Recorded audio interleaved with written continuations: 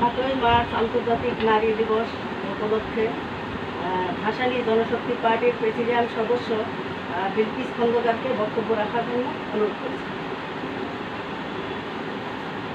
ধন্যবাদ। বিসমিল্লাহির রহমানির রহিম। আজকে আমরা এখানে সবাই একত্রিত হয়েছি বিশ্ব নারী দিবস উপলক্ষে। পৃথিবীতে যা সুন্দর এবং কল্যাণকর তার অর্ধেকই নারী আর অর্ধেকই নরের সমন্বয় হয়েছে। সেই নারীকে বাদ দিয়ে কখনোই এই সমাজ, এই রাষ্ট্র কোনো কিছুই সামনে অগ্রগামী হওয়া সম্ভব না।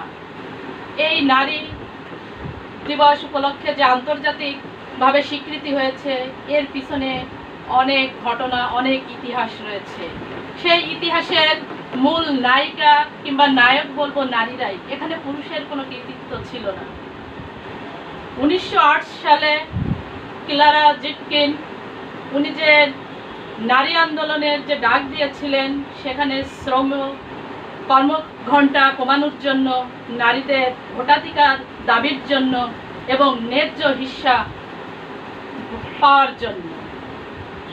এরপর পরবর্তী বছরে 9 সালে এই দিবসটাকে জাতীয় দিবস ঘোষণা করা হয়েছে। পরবর্তীতে 1911 সালে আমেরিকারই একটা স্টেটের নামটা আমার মনে নেই, সেখানে আন্তর্জাতিকভাবে নারী সম্মেলন করা হয়।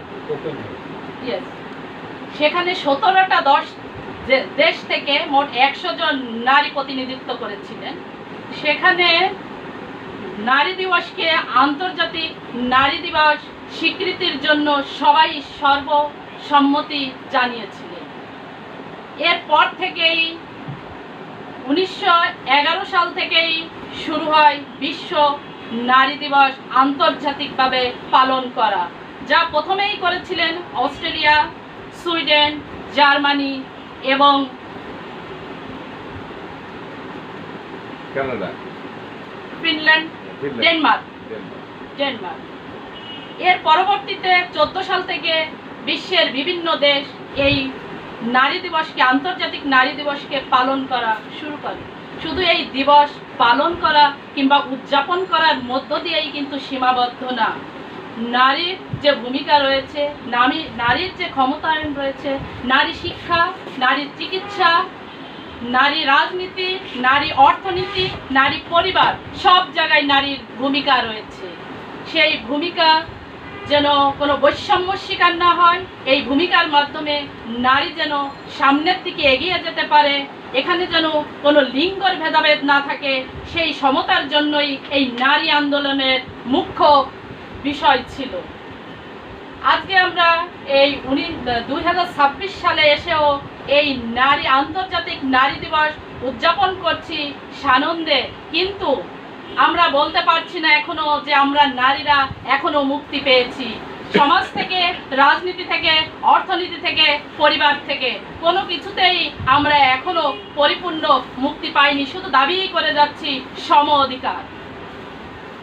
একটা মায়ের গর্ভে যখন শিশু ভ্রূণ আসে, তখন যদি জানতে পারে তার একাধিক কন্যা সন্তান থাকে, তাহলে সেই কন্যা শিশু ভ্রূণকে হত্যা করা হয়, তাহলে আমার এই নারী দিবস কখনোই সফল হবে না। কন্যা শিশুকে নির্যাতন করা হয়, নারীরা এখনো নির্যাতিত রয়েছে। নারীদের ভিতর এখনো আকাশ জমিন ভেদাভেদ রয়েছে। আমরা আজকের এই 8ই মার্চ ভাসানী জনশক্তি পার্টির অফিস থেকে ঘোষণা দিতে চাই, নারীদের ভিতরে সমতা আনতে হবে, লিঙ্গের কোনো বৈষম্য থাকবে না, নারীরা রাজনীতি, অর্থনীতি, শিক্ষায় সব জায়গায় সমান ভূমিকা পালন করবে এবং এটা সম্মানের সাথে স্বীকৃতি দিতে হবে। একটু আগে রিফাত আপা বললেন, গাড়িতে ওঠার সময় বলে যে মহিলা মানুষ উঠানো যাবে না, গাড়িতে সিট নাই।